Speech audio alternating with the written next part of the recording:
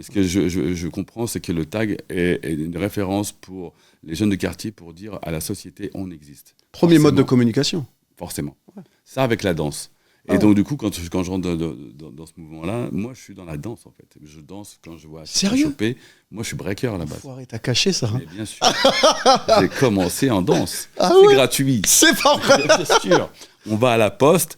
Et tu me diras, moi aussi, avec HP à choper, on mettait les cartons dehors et puis on breakait. Quoi. Bien sûr. Ouais, c'est ça. On essaie de comprendre comment ça fonctionne. On va dans avant le rap, avant, ouais. Mais c'est vrai que c'est réellement le globo où quand on y va en équipe, que je vois Dynasty au platine. Alors je l'entends à la radio, mais je ne l'ai jamais vu en vrai. Quand je le vois en vrai, là j'arrête de danser.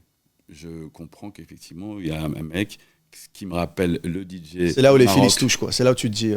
je me dis pas que je vais devenir DJ, mais je trouve ça super intéressant.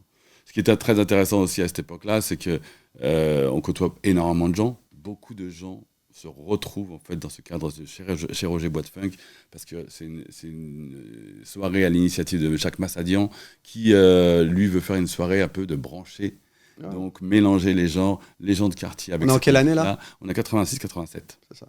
Et à ce moment-là, forcément, les branchés ils arrivent, mais bon, à un moment donné, les gens de quartier quand ils voient ça, des fois ça part un peu en couille. Mais on part du principe que la musique prime là-dessus, et moi je reste bloqué en fait. T'as toujours pas de platine 87? Toujours pas de platine.